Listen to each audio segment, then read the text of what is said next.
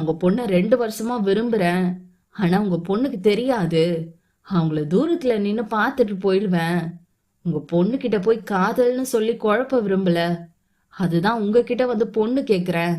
உங்களுக்கு விருப்பம்னா கட்டி கொடுங்க. ஆனா எனக்கு அந்த தம்பிய பார்த்ததும் பிடிச்சு போச்சுமா. ரொம்ப நல்ல பையன்.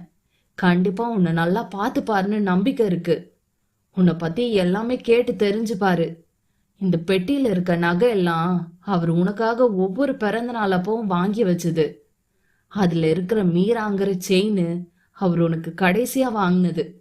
ஒருவேளை உனக்கு அவரை கல்யாணம் பண்ண விருப்பம்னா, அவர் உனக்கு பிடிச்சிருந்தா இந்த நகைய போட்டுக்கிட்டு அவரை போய் பாரு. அப்படி இல்லைன்னா இதை ஏதாவது ஆசிரமோ இல்ல கோவில்ல போட்டுரு. கண்டிப்பா அவர் உனக்கு பிடிக்கும் மீரா. உள்ள அவர் போட்டோ வச்சிருக்கேன். உன் முடிவு தான் முக்கியம். தம்பியை நீதான் மீரா பாத்துக்கணும். மாப்பிள்ளை பேரு போட்டோ பின்னாடி இருக்கு. லவ் யூடா மீரா. இப்படிக்கு உன் ஆசை அப்பா. கண்ணீர் மல்க மெல்ல அந்த புகைப்படத்தை கையில் எடுத்தாள். அதில் ஒற்றை கையால் வேஷ்டியை பிடித்தும் மற்றொரு கையால் மீசையை முறுக்கியபடி மயக்கும் புன்னகையுடன் நின்றான் வேந்தன். அந்த புகைப்படத்தின் பின்னால் கண்மணியின் வேந்தன் என எழுதியிருந்தது.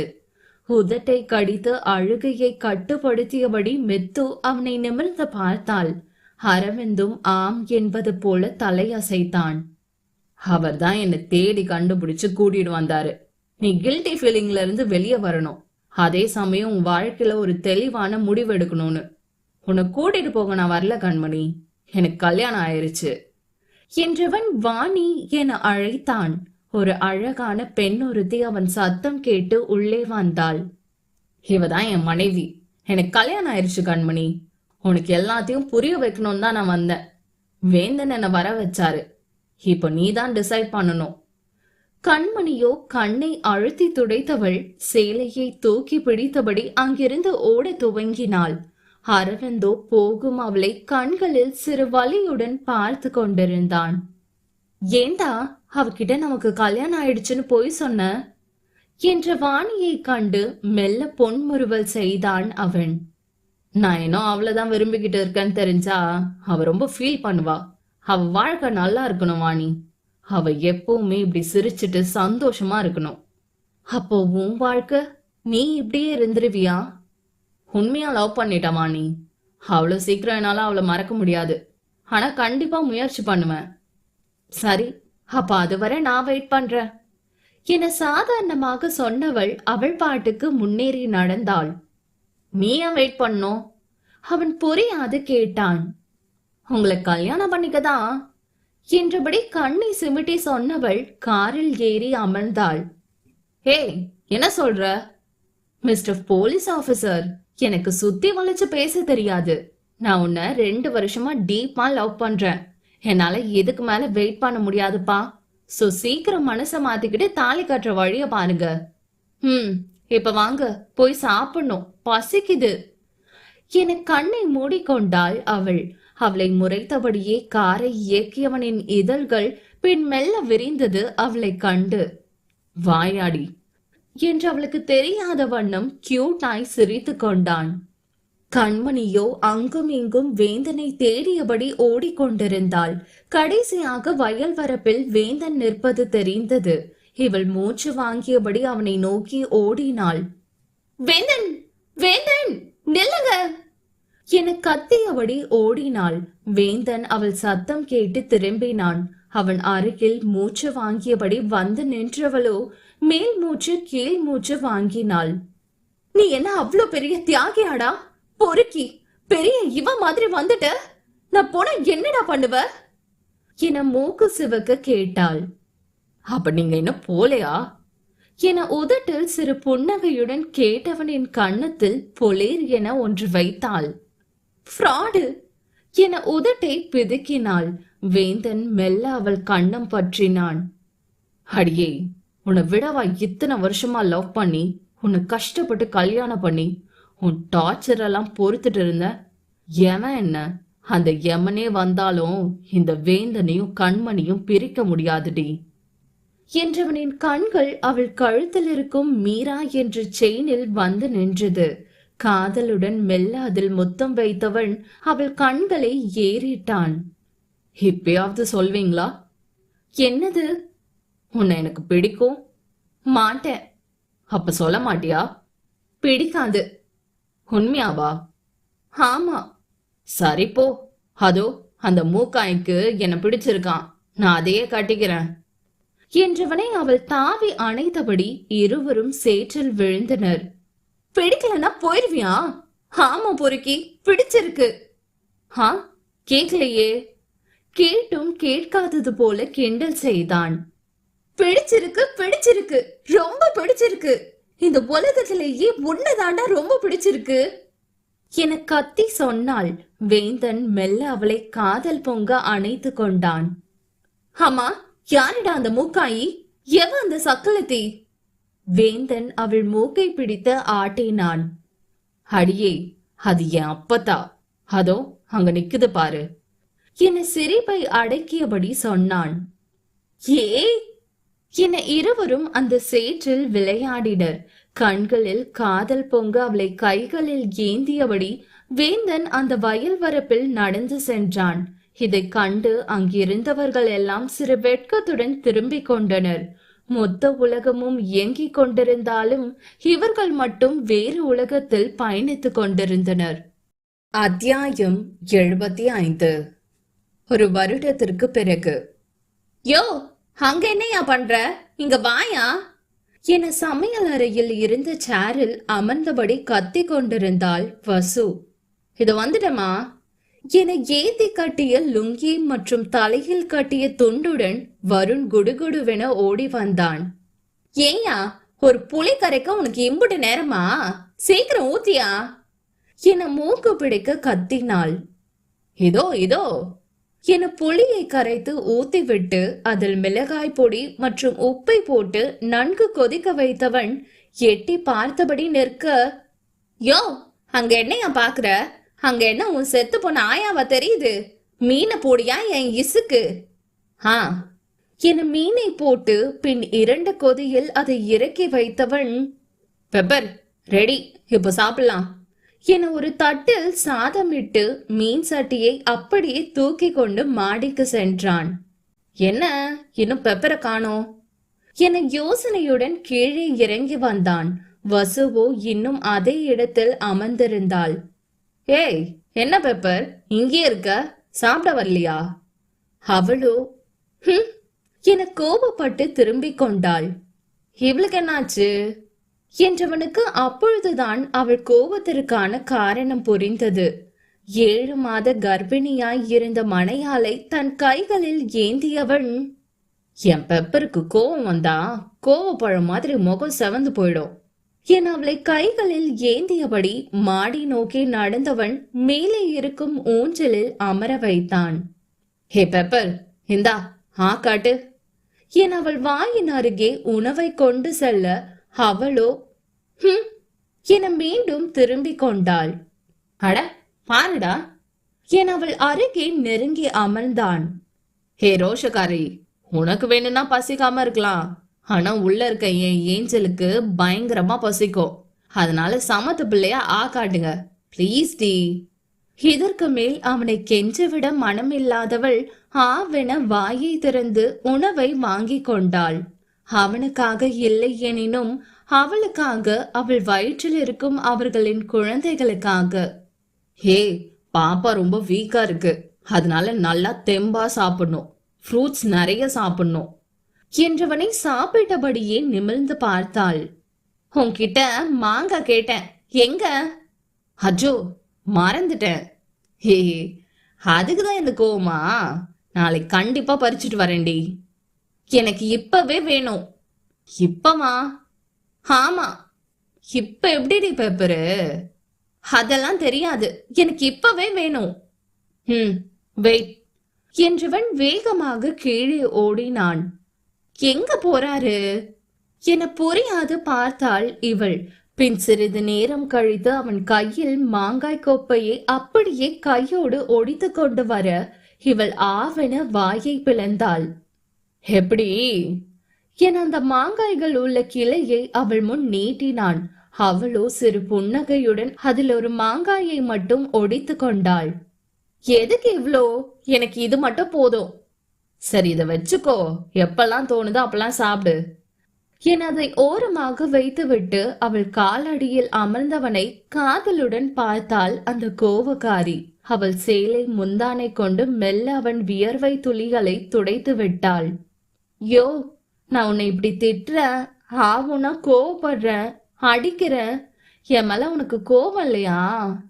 அவள் கால்களை மெல்ல பிடித்து விட்டவனோ காதல் பொங்க அவளை ஏறிட்டான். 1000 தான் நீ என் மேல கோவப்பட்டாலும் அதை விட அதிகமா என்ன லவ் பண்றேன்னு எனக்கு தெரியும் பெப்பர். சொன்னாதான் காதலா? நீ என் பெப்பர் டி என அவள் பாதத்தில் முத்தம் பதித்தான். அவளின் ஆதி முதல் அந்தம் வரை புல்லரித்து விட்டது அவளுக்கு. வா என்பது போல் அவள் 2 கைகளை விரித்து அவனை அழைத்தாள். வருணும் மெல்ல அவளை அணைத்து கொண்டான். வேண்டாம் வேண்டாம் வேண்டாம் என வாசலில் போட்டிருக்கும் நெல்லை தனது காலால் கிளறியபடி அடம் பிடித்தாள் பூவு. அட, ஏன்டி இப்படி அடம் பிடிக்கிற? டாக்டர் என்ன சொன்னாங்க? நேரம் சரியா மாத்திரை போடணும்னு சொன்னாங்க தானே? நீ ஏன்டி இத்தனோடு மாத்திரை போட இம்புட்டு அடம் பிடிக்கிற? அவளும் மெல்ல தனது மேலிட்ட வயிறை தடவியபடி நெல்லை கிண்டி கொண்டிருந்தாள். அது என்னமோ தெரியல மாமா, எம்புட்டு கசப்பான மருந்தையும் குடிச்சு புடுறேன், ஆனா இந்த மாத்திரைய மட்டும் போட முடியல. அட, இது போட்டாதான் நம்ம மவன் நல்லா தெம்பா பொறப்பான். போடுடி பூவு. ஏன் மாமா இப்படி பண்ற? எனக்கு வேணாம். நீ இப்படி சொன்னாலாம் கேட்க மாட்ட என அவள் வாயை திறந்து மாத்திரையை போட்டு தண்ணீரை ஊற்றி விட்டான். ஆனால் அடுத்த நொடி அவன் முகத்திலேயே அதை வாந்தி எடுத்து விட்டாள்.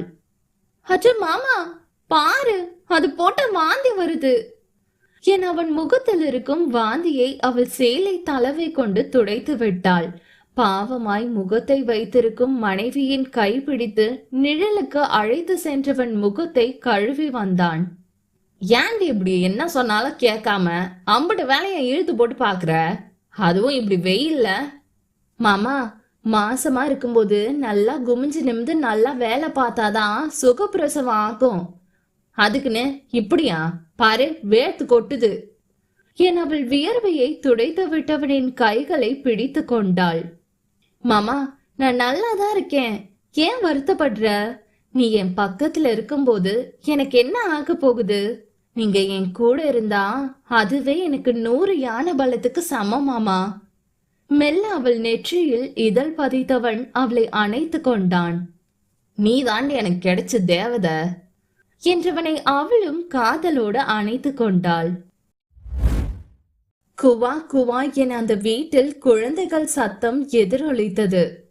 அச்சோ என அப்பொழுதுதான் உள்ளே வந்த மீனாட்சி ஓடி சென்று பிறந்து 1 மாதமே ஆன வேந்தன் மற்றும் கண்மணியின் இரட்டை குழந்தைகளை மடியில் ஏந்தி கொண்டாள். ஆமாப்பா, ட்வின்ஸ். அதுவும் ஒரு ஆண் குழந்தை கவிவர்மன், ஒரு பெண் குழந்தை கவி மேனகை. மீனாட்சி தன் குழந்தை நிதர்சனை வீட்டில் விட்டு விட்டு வந்திருந்தாள். இதோ வந்துட்டேன் செல்லக்குட்டிங்களா என சமையல் கட்டிலிருந்து வந்த மித்துவோ தன் அக்கா மீனாட்சியை கண்டு அப்படியே மௌனமாக நின்றாள். இன்னும் மித்து அவளை மன்னித்து பேசவில்லைதான். ஆனால் முன்பு போல் கோபம் கொள்வது இல்லை. வீட்டிற்கு வந்து விடுங்கள் என வேந்தன் தாய் எவ்வளவோ கேட்டும் வேந்தன் தான் நாங்க கண்டிப்பா ஒரு நாள் வரோம், ஆனா இப்போ இல்லை என மறுத்து விட்டான். மித்து, பாட்டி குழந்தைகளை பார்க்கணும்னு கேட்டாங்க, அதனால நான் தூக்கிட்டு போறேன்டி, நைட்டு கொண்டு வந்து விடுறேன் என கண்மணியை பார்த்தபடி கேட்டாள். மித்துவோ எதுவும் பேசாமல் சமையல் அறை நோக்கி சென்றாள். அவள் அமைதியாக சென்றால் அதுவே சம்மதம் என அறிந்தவள் குழந்தையை தூக்கி கொண்டாள். ஏன் மித்து, இப்ப கூட அக்காவை மன்னிக்க மாட்டியா? எப்படி என் கூட பேசுவ? எனக்கு மன்னிப்பே இல்லையா மித்து என கண்ணீர் ததும்ப வேதனையுடன் கேட்டாள். மித்துவோ எதுவும் பேசாது அமைதியாக சென்று கதவை மூடிக்கொண்டவள் கதவில் சாய்ந்து நின்றாள்.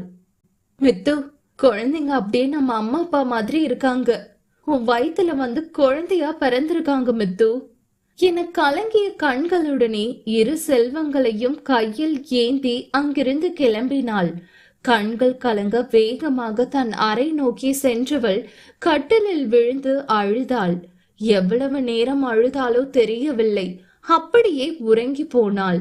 யாரோ தன் காலை அமுக்குவது போல் இருக்க மெல்ல கண் விழித்தவள் தன் அருகே அமர்ந்திருந்த வேந்தனை கண்டு மெல்ல பொன்முறுவல் செய்தாள். முகத்தில் அத்தனை களைப்பு இருந்த போதும் அதை சிறு புன்னகையில் மறைத்திருந்தான். அவன் மடியில் மனம் கவர்ந்தவளின் பாதங்களை பிடித்து விட்டவனை கண்டு இத்தனை நேரம் இருந்த மனநிலை முற்றிலும் மாறி அவனை காதலுடன் ரசித்து பார்த்தாள். என்ன பண்றீங்க வேந்தன்? நீங்களே அசதியா இருப்பீங்க. இருங்க, சாப்பாடு வைக்கிறேன். என்னை எழுந்தவளை எழ விடாதபடி பிடித்து கொண்டான். ஏன், என் பொண்டாட்டிக்கு நான் காலமுக்குனா யார் கேப்பா? இல்ல எவன் கேட்க முடியும்? யாரும் கேட்க மாட்டாங்க. சரி, நீங்க விடுங்க, உங்களுக்கு சாப்பாடு எடுத்து வைக்கிறேன் வேந்தன். எனக்கு பசிக்கல கண்மணி, நீ உட்காரு. ஆமா, எங்க பசங்களை காணோம்? உங்க குழந்தைய தூக்கிட்டு போயிட்டாங்க என்றால் எங்கோ பார்த்தபடி. பரா, ஏன் உங்க அக்கான்னு சொன்னா என்னவா? ஹே கண்மணி, நீ சந்தோஷமா இருக்கியாடி? இது என்ன வேந்தன் கேள்வி? என்ன தாங்குன்னு தாங்குற ஒரு புருஷன் எந்த பொண்ணுக்கு தான் உங்களை பிடிக்காது? நீங்க என்ன டெய்லியும் அவ்வளோ லவ் பண்ண வைக்கிறீங்க. அழகான 2 முத்து போல குழந்தை எனக்கு. என்னங்க, நான் ரொம்ப சந்தோஷமா இருக்கேன். ஆனா ஒண்ணுதான் என்று இழுத்தாள். என்ன கண்மணி? நானும் 1 வருஷமா கேக்குறேன். உங்க இல்ல நம்ம லவ் ஸ்டோரி சொல்ல மாட்டேங்கிறீங்க. என மெல்ல அவள் காலில் நெட்டி முறித்து விட்டான். அப்ப நீ காலேஜ் படிச்சுட்டு இருந்தன்னு நினைக்கிறேன். ஒரு லோடு விஷயமா மதுரை வந்திருந்த. இந்த ஏஞ்சல் மாதிரி ரோட்ல நடந்து வருவாங்க, பார்த்ததும் லவ் வந்துரும்னு சொல்லுவாங்களே, அப்படிலாம் இங்க இல்ல. நான் உங்களை பார்க்கும்போது நீங்க ஒருத்தரை போட்டு அடின்னு பின்னிட்டு இருந்தீங்க. ஏதோ ஒரு பொண்ணை இடிச்சிட்டான்னு. அப்பதான் உங்களை முதல் முறை பார்த்தேன். பார்த்ததும் பிடிச்சு போச்சு. அதுக்கப்புறம் ஒரு காஃபி ஷாப்ல பார்த்தேன். நீங்க அங்க பார்ட் டைம் ஒர்க் பண்ணிட்டு இருந்தீங்க. நீங்க கூட என்ன பார்த்தீங்க, ஆனா மறந்துட்டீங்க. அதுக்கப்புறம் ஒரு ஆசிரமத்துல பார்த்தேன். அங்க குழந்தைங்க கூட விளையாடிட்டு இருந்தீங்க. ஒவ்வொரு முறையும் ஒவ்வொரு விதமா எனக்கு தெரிஞ்சீங்க. அப்புறம் உங்களை பத்தி தெரிஞ்சுக்க ஆரம்பிச்சேன். நீங்களே வேலை பார்த்துட்டு படிச்சது எல்லாமே எனக்கு தெரியும். உங்களுக்கே தெரியாம பல முறை உங்களை பார்த்துருக்கேன், ரசிச்சிருக்கேன். அப்பதான் அப்பாவுக்கு ஆக்சிடென்ட். உங்க அப்பாட்ட பேசினது எல்லாமே. உங்களுக்காக என் இதயத்துல ஒரு குட்டி தாஜ்மஹாலை கட்டி வச்சிருக்கேன். உங்களை அவ்வளோ பிடிக்கும் கண்மணி. மித்துவோ அவனை காதலோடு பார்த்தாள். அப்புறம் ஏன் என்கிட்ட வந்து சொல்லல? சொன்னா மட்டும் என்ன பண்ணிருப்பீங்க? என்ன ஓட ஓட அடிச்சிருப்பீங்க என்றதும் அவளும் குலுங்கி சிரித்தாள். நீங்க சிரிச்சா ரொம்ப அழகா இருக்கீங்க கண்மணி. எவ்வளோ டைம் சொல்வீங்க? இந்த உசுறு என் உடம்புல இருக்கிற வர இந்த கண்மணிய வேந்தன் ஒவ்வொரு நொடியும் ரசிப்பான், காதலிப்பான். வேந்தன், இங்க வாங்க. வேந்தன் அவள் அருகே சென்றான். மித்து அவன் உச்சந்தலையில் ஆழ முத்தம் வைத்தாள். அவனின் மீசையை முறுக்கி விட்டாள். என் புருஷன் அழகன், வீரன், இந்த கண்மணியோட காதலன். அத்தியாயம் 76. வாங்க ஐட்ட, உள்ள போய் உட்காருங்க. வாங்க வாங்க என கந்தசாமி புன்னகை முகத்துடன் அனைவரையும் வரவேற்று உள்ளே அழைத்தார். அந்த வீடே அழகாய் அலங்கரிக்கப்பட்டிருக்க ரேடியோ சத்தம் காதை கிழித்தது. அவர் மட்டுமே அங்கு சிரித்த முகத்துடன் வலம் வந்து கொண்டிருந்தார். அவர் இளைய மகனும் மீனாட்சியும் தாங்கள் எவ்வளவு சொல்லியும் கேட்காது அவர் விருப்பப்படி மட்டும் முடிவை எடுத்ததை எண்ணி சோகத்துடன் அந்த கல்யாண வேலைகளை செய்து கொண்டிருந்தார். விசாவும் பூவும் மற்றொரு புறம், இவரெல்லாம் என்ன சட்டியில போட்டுதான் வறுக்கணும், பாவி மனுஷா என அவரை வருத்தபடி வேலை செய்தனர் விசாவும் பூவும். நாம கொண்டு வேலை பார்க்கணும்னு அவசியம் இல்ல, பேசாம உட்காருங்க. அந்த சொட்ட மண்டை அவர் இஷ்டத்துக்கு முடிவெடுப்பாரு, நம்ம ஏன் வேலை பார்க்கணும்? ஒன்னும் தேவையில்ல என வருணின் கையை பிடித்து இழுத்து வைத்து கொண்டாள் வசு. இன்று இந்துவுக்கு கல்யாணம். ஆனால் ஒருவர் முகத்திலும் அதற்கான சந்தோஷம் இல்லை. அனைவரும் எதையோ பறி கொடுத்தது போல் சுத்த வேந்தனும் மெத்துவும் இன்னும் வீட்டிலிருந்து கிளம்பவே இல்லை. என்னங்க இது, கிளம்புங்க. அங்க பொண்ணோட அண்ணனை காணும்னு எல்லாரும் தப்பா நினைப்பாங்க. கிளம்புங்க வேந்தன் என குழந்தைகளை கிளப்பியபடி சொன்னாள் மெத்து. என்னங்க நீங்க இப்படி பேசுறீங்க? அவருக்கே தெரியும் மாறனும் இந்துவும் ஒருத்தர் விரும்புறாங்கன்னு. ஏதோ மாறனால இந்த ஒரு வருஷத்துக்குள்ள டைரக்டர் ஆக முடியல, அதுக்காக இப்படி திடீர்னு வேற ஒருத்தர் கூட கல்யாணத்துக்கு ஏற்பாடு பண்ணிருக்காரு. எல்லாரும் எவ்வளவு சொல்லியும் கேட்காம இப்படி பண்ணிட்டு இருக்காரு. இவர் தான் எப்படின்னா இந்துவும் கல்யாணத்துக்கு சம்மதம் சொல்லியிருக்கா. அவன் மட்டும் இப்ப பிடிக்கலன்னு சொன்னா நான் துணிஞ்சு எதுனாலும் பண்ணிருவேன். எனக்கு ஒன்னும் புரியல கண்மணி என்றவனின் கைகளை ஆறுதலாக பற்றினாள் மெத்து. எனக்கும் அதெல்லாம் புரியுதுங்க. ஆனா என்ன பண்ண, அவர் பொண்ணு, அவருக்கு எல்லா உரிமையும் இருக்கு. அவர் சொன்ன மாதிரி மாறனால சாதிக்க முடியலதான். அப்புறம் அவர் பண்றதுல தப்பில்லையே. என்ன கண்மணி நீங்களும் மாறனியும் இந்துவையும் நினைச்சு பாருங்க. அவங்க 2 பேரும் உயிருக்கு உயிரா நேசிக்கிறாங்க. ஆனா அப்பாதான் எதையோ சொல்லி மிரட்டி இந்துவை சம்மதிக்க வச்சிருக்காங்க. ஒரு வாரமா மாறனியும் தொடர்பு கொள்ள முடியல. நானே இந்த கல்யாணத்தை எப்படி நிறுத்த போறோம்னு யோசிச்சுட்டு இருக்கேன்.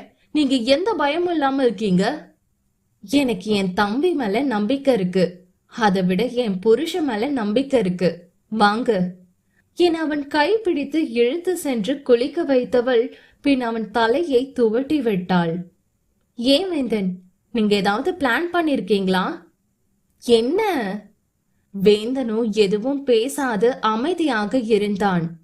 சரியான ஊம கொட்டான் என முணங்கிக் கொண்டபடி இருவரும் தங்களின் செல்வங்களை தூக்கி கொண்டு கல்யாண மண்டபம் நோக்கி சென்றனர்.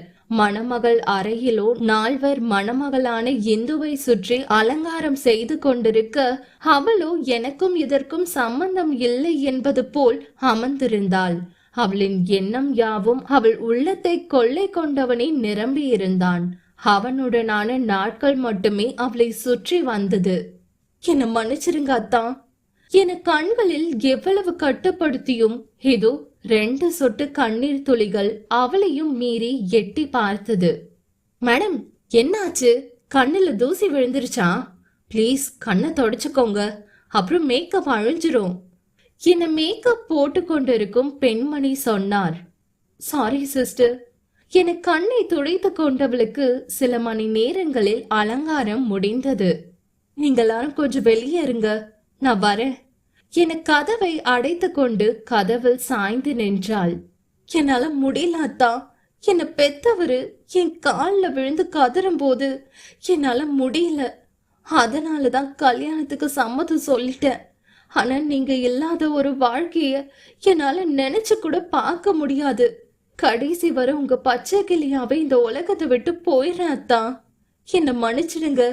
கடைசியா உங்க முகத்தை பார்க்கணும், உங்க மடியில தான் என் உயிர் போகணாத்தான். வந்துருங்க என தனது முந்தானையில் ஒளித்து வைத்திருக்கும் விஷ பாட்டிலை வெளியே எடுத்தாள். தற்கொலை முட்டாள்தனம்.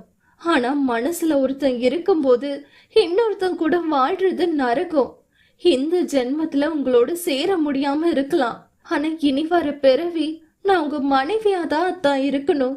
இந்த பாவிய மன்னிச்சிருங்க என்றவள் அதை முற்றிலும் குடித்துவிட்டு வெளியே வந்தாள். மணப்பெண்ணை காணாது சில மணி துளிகளில் அனைவரும் பயந்து கதவை தட்ட போன நேரம் அவளை சிரித்த முகத்துடன் கதவை திறந்தாள். கந்தசாமியோ மகளை ஆற தழுவி கொண்டார். பயந்துட்டேன்டா, வா, முகூர்த்த நேரம் ஆச்சு என் அவள் கைப்பிடித்து மணமேடை அழைத்து சென்று மணமகன் பக்கத்தில் அமர வைத்தார். அவனோ ஏதோ இப்பொழுதுதான் பொண்ணை பார்ப்பது போல் ஆவென வாயை பிளந்து கொண்டு அவளை ஜொல்ல ஊத்த பார்த்து வைத்தான். பாரு, ஏதோ கஞ்சிக்கு செத்தவன் மாதிரி இருக்கான். அவனை பிடிச்சு கட்டி வைக்க பாக்குறாரு அந்த மீசக்காரன். அங்க பாரு எப்படி பாக்குறான்னு. சே என விசாவோ தலையில் அடித்து கொண்டான்.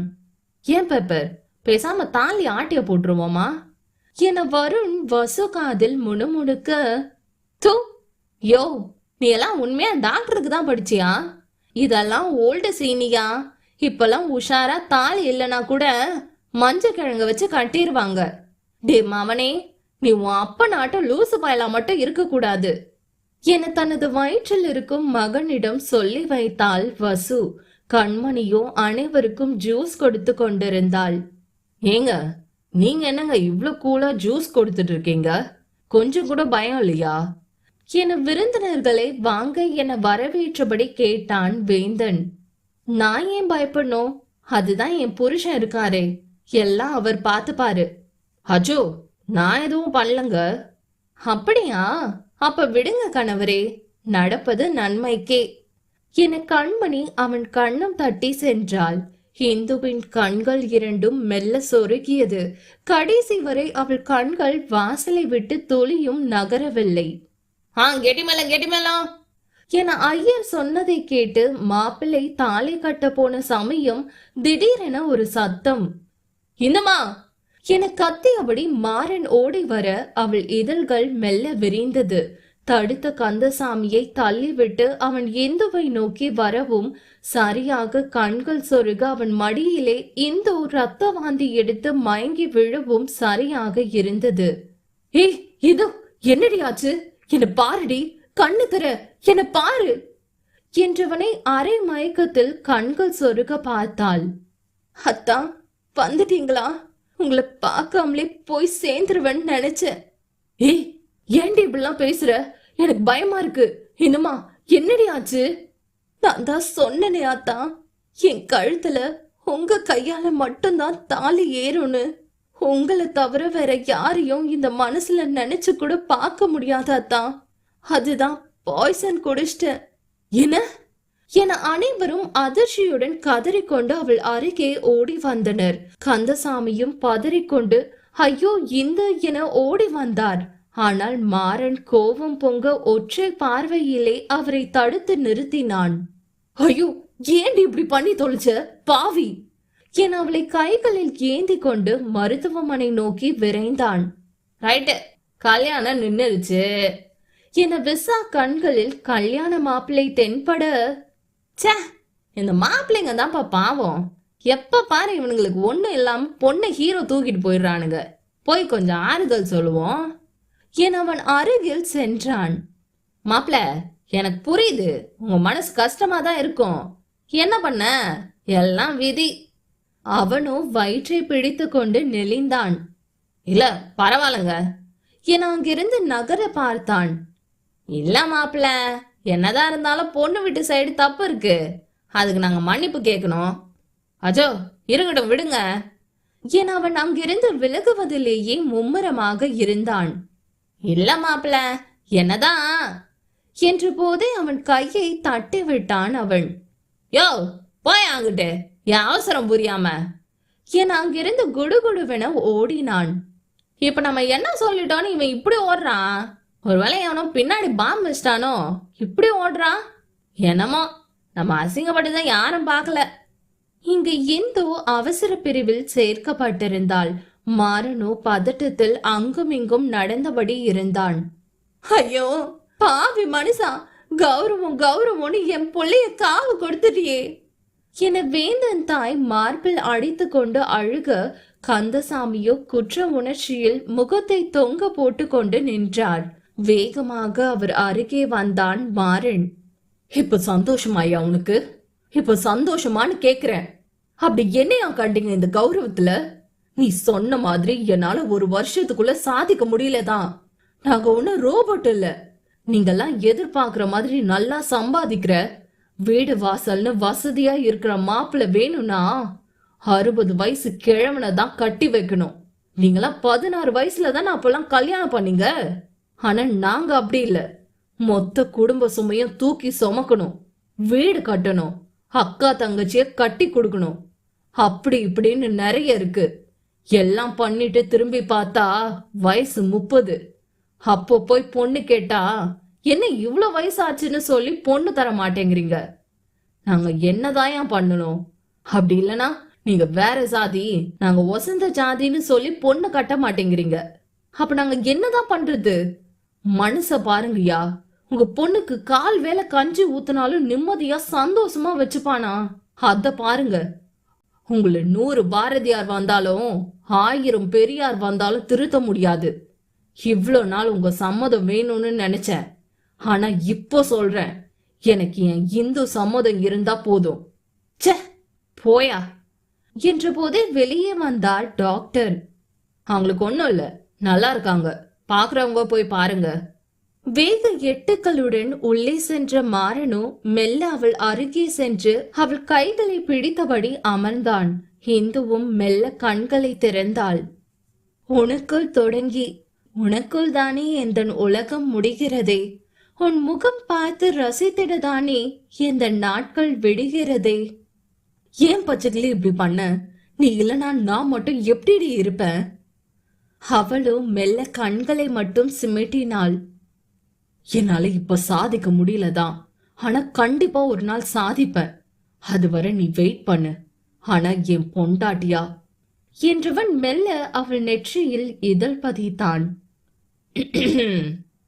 என மொத்த குடும்பமும் புன்னகையுடன் தொண்டையை செருமியது. ஏண்டி, உன் குடும்பத்துக்கு கொஞ்சம் கூட பிரைவசி தெரியாதா? நம்மளதான் சொல்றான் அவன் என விசா வருண் காதில் முணுமுணுத்தான். தெரியுது தெரியுது, கண்டுக்காத. அவர்கள் அருகில் சென்ற வேந்தன் அவன் கைகளில் தாலியை கொடுத்தான். கட்டுடா மாப்ள என சிரித்தான். நீங்க சொல்லி கேட்காம இருப்பனா மாம்ஸ் என கண்ணடித்த மாறன் அனைவரின் முன்னிலையிலும் அவள் கழுத்தில் மாங்கல்யத்தை கட்டினான்.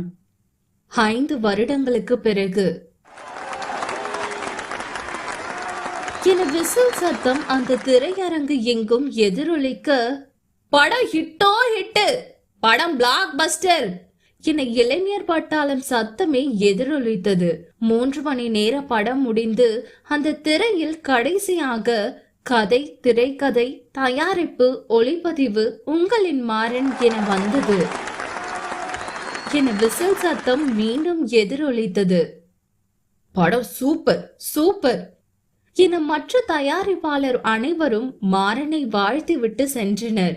மாறன் கண்கள் தேடியது என்னமோ தனது மனையாளையும் குடும்பத்தையும் தான். பின்ன இருக்காதா? அன்னைக்கு தாலி கட்டி இந்துவை வேந்தன் வீட்டில் விட்டு போனவன் தான் 5 வருடமாகி இதோ வெற்றிகரமாக டைரக்டர் ஆகிவிட்டான். அதுவும் பெரிய ஹிட்டுடன். அவன் எதிர்பார்த்த அவன் மொத்த குடும்பமும் அங்கு வர கண்மணியோ அவனை வாரி அணைத்து கொண்டாள். நீ ஜெயிஷ்ட மாறா, நீ ஜெயிஷ்ட. படம் சூப்பரா இருந்துச்சு. ரொம்ப தேங்க்ஸ்கா என்றவனின் கண்கள் வேற யாரையோ தேடியது. அடே பங்காளி, நாங்க 50 பேர் எங்க இருக்க, நீ யார சாமி தேடுற என தனது 4 வயது மகனை தூக்கி பிடித்தபடி கேட்டான் விசா. வேற யார தேடுவாரு, அவங்க ஆசை மனைவியதான் என தனது 4 வயது மகளை கையில் பிடித்தபடி வருண் நக்கலாய் சொன்னான். டேய் வேணா, சொன்ன கேளு. இப்ப வேணும்னா கண்ணு தேடும், கொஞ்ச நாள்ல ஏன்டா கல்யாணம் பண்ணோன்னு ஃபீல் பண்ணுவ என்று விசா முதுகில் ஒரு போடு போட்டாள் பூவு. இப்ப என்ன சொன்னீங்க என்றால் அவனை முறைத்தபடி. ஏ சும்மா பேசிட்டு இருந்தோம் என விசா இழுத்து வைத்தான். மாறா என வேந்தன் மாறனை அணைத்து கொண்டான். மாமா என மாறனும் அவனை அணைத்து கொண்டான். கந்தசாமியோ குற்ற உணர்ச்சியோடு ஓரம் நின்றார். மீனாட்சியும் அவள் கணவனும் கூட தனது 6 வயது மகனை கைகளில் பிடித்தபடி தனது தம்பியை தழுவிக்கொள்ள ஒளிந்திருந்த இந்து மெல்ல மெல்ல புன்னகை முகத்துடன் வெளியே வந்தாள். அவ்வளவுதான். தியேட்டர் என்றும் பாராது ஓடி சென்று அவளை தூக்கி சுற்றியவன் அவள் முகம் எங்கும் முத்த மழை பெய்தான். கண்ணீர் துளிகள் அவள் முதுகில் படர அவளை இறுக்கி அணைத்து கொண்டான். அட என்னங்க, சின்ன பிள்ளை மாதிரி கண்ணை தொடங்க. யாரு சொன்னா என்ன? என் புருஷன் சாதிப்பார்னு எனக்கு நம்பிக்கை இருந்துச்சு. கண்ணை தொடங்க என அவன் கண்ணத்தை துடைத்தவளின் கையை பிடித்து அவன் கண்களில் வைத்து கொண்டான். உன் 5 வருஷம் பார்க்காம பேசாம செத்துட்ட இந்து. அப்பதான் தெரிஞ்சது நான் உன்னை எவ்வளோ லவ் பண்ணிருக்கேன்னு. போதும் போதும், பொது இடம் என வருணும் விசாவும் கிண்டல் செய்தனர். அன்று இரவு முதலிரவு அறையில் பால் சொம்புடன் உள்ளே வந்த இந்து கணவனை தேட மாறனோ ஜன்னல் ஓரம் நின்று காற்று வாங்கி கொண்டிருந்தான். என் அத்தா அங்க என்ன பண்றாங்க என பின்னால் இருந்தபடி இந்து அவனை அணைத்து கொள்ள, இல்ல அன்னைக்கு மட்டும் உனக்கு ஏதாவது ஆகியிருந்தா என்ன பண்ணிருப்பேன்னு நினைச்சேன். அதை நினைச்சு கூட பார்க்க முடியலடி. எனக்கு தான் எதுவும் ஆகியிருக்காதே. என்னடி சொல்ற? ஆமா, தேனை குடிச்சா எப்படி சாக முடியும்? தேனா? ஆமாத்தா, நான் உண்மையா விஷம் குடிக்கல, அது நடிப்பு. அதுவும் இதுக்கு பிளான் போட்டு கொடுத்ததே என் அண்ணாதான் என கண்ணடித்தாள். என்ன நடிப்பா? ஆமா, காதலுக்காக தற்கொலை பண்றது முட்டாள்தனம். கோழைங்க மட்டும்தான் அப்படி பண்ணுவாங்க. அதே சமயம் அதே காதலுக்காக இத்தனை வருஷம் வளர்த்து பெத்தவங்களை விட்டு ஓடுறதும் தப்பு. என்ன ஆனாலும் போராடி அவங்க சம்மதத்தோட கல்யாணம் பண்ணும். அதுக்காக என் வேந்தன் அண்ணா போட்டு கொடுத்த ஒரு குட்டி பிளான் தான் இது. அடிப்பாவி, என்னடி இதெல்லாம்? நான் உண்மைன்னு நம்பிட்டேன். சரி, ஒருவேளை இந்த பிளான் நடந்திருக்கலன்னா என்ன பண்ணிருப்ப? அதுக்கு தான் பிளான் பி இருக்கே. அப்படின்னா ஒருவேளை இது சொதப்பிடுமோன்னு மாப்பிள்ள குடிச்ச காஃபில பேதி மாத்திரை கலந்துட்டோம். பாவம் அவரு என ஒற்றை கண் சுருக்கி சிரித்தாள். அடி பாவி, கூட்டு சதி. என்னமோ நீ எனக்கு கிடைச்சதே போதும்டி. ஆனா உன் அப்பன் அந்த மீசக்காரனை பழி வாங்காம விட மாட்டேன். பழி வாங்க போறீங்களா? ஆமா, அவர் ஆட்டத்தை அடக்க போறேன். அதுக்கு ஒரு சிங்க குட்டிய பெத்து உன் அப்பா மூஞ்சில உச்சா அடிக்க வைக்கல, நான் மாறன் இல்லடி. நல்லா பழி வாங்க பிளான் போடுறீங்க என்றவளை அணைத்தபடியே கட்டிலில் விழுந்தான். ஆமா ஆமா, வா, அதுக்கு ஏற்பாடு பண்ணுவோம் என் பச்சைக்கிளி என இல்லற வாழ்க்கைக்கு இனிதே கையெழுத்து போட்டனர். வேந்தன் அறையில் கண்மணியின் காலை பிடித்து கொண்டிருந்த வேந்தனும் அனைத்தையும் அவளிடம் கூறி முடித்தான். அவளும் முகத்தில் எந்த ரியாக்ஷனும் காட்டாது மௌனமாக இருந்தாள். என்னங்க, நான் இவ்ளோ சொல்றேன், நீங்க எந்த ரியாக்ஷனும் இல்லாம இருக்கீங்க? எனக்கு தான் இது முதல்லயே தெரியுமே வேந்தன். 50 பேரும் அவர் ரத்த வாந்தி எடுத்ததும் துடிச்ச போதும் நீங்க மட்டும் அமைதியா நின்னு அப்பவே தெரிஞ்சு போச்சு இது உங்க பிளான்னு. இருந்தாலும் நீங்க இவ்ளோ அறிவா இருக்க கூடாது என அவள் கண்ணம் கிள்ளி சென்றவனின் கையை தட்டி விட்டபடி அவர்களின் மகன் கவிவர்மன் கண்மணி மடியில் வந்து அமர்ந்தான். நான் என் அப்பாட்ட போறேன் என கவி மேனகை வேந்தன் மடியில் சென்று அமர்ந்தாள். அப்பா பாருங்க, இவன் அடிச்சுட்டே இருக்கான் என மேனகை குறைபாட, அடிங்கோ அதென்ன அவன் அண்ணா சொல்லுடி என மிரட்டினான் வர்மன். அதெல்லாம் முடியாது, நீ அக்கா சொல்லுடா என அவளும் மிரட்ட இவர்கள் செல்ல சண்டையை சிறு புன்னகையுடன் பார்த்த கண்மணி இருவரையும் படுக்கையில் படுக்க வைத்துவிட்டு ஓரமாக படுத்து கொண்டாள். இன்னொரு ஓரம் படுத்து கொண்ட வேந்தனோ கண்மணியை தான் பார்த்து கொண்டிருந்தான். கண்மணியோ மெல்ல அவனை பார்த்து கண்ணடித்தாள். லவ் யூ மாமா என்றவள் கண் மூடிக்கொள்ள அவனுக்கோ ஷாக். என்ன இப்ப என்ன சொன்னீங்க? உங்களதான் கண்மணி என்றவன் மீது கால் போட்டான் கவிவர்மன். பாவ், பேசாம படுப்பா என அவனை அணைத்து கொள்ள, சரிப்பா என்றபடி இவனும் பேசாமல் படுத்தபடி மனைவியை ஏறிட்டான். மெல்ல ஒற்றை கண்ணை திறந்து பார்த்தவளின் கள்ளத்தனத்தை கண்டு கொண்ட வேந்தனோ இம்முறை அவளை நோக்கி தனது காதல் அம்பினை தொடுத்தான். வீழ்வது உன் மடியாகின் மரணத்தையும் புன்னகையுடன் ஏற்பேன். ஒரு முறை அல்ல, ஜென்ம ஜென்மமாய் கண்மணியே, என்றென்றும் உன் காதலனாய் கணவனாய் உந்தன் காலடியில் நான். கதையை முழுதும் கேட்டிருப்பீங்க. இந்த கதை உங்களுக்கு பிடித்திருந்தா உங்களோட ஃப்ரெண்ட்ஸ் அண்ட் ஃபேமிலிக்கு கதையோட லிங்கை ஷேர் பண்ணுங்க. அடுத்த ஒரு நல்ல கதையில சந்திக்கலாம். நன்றி.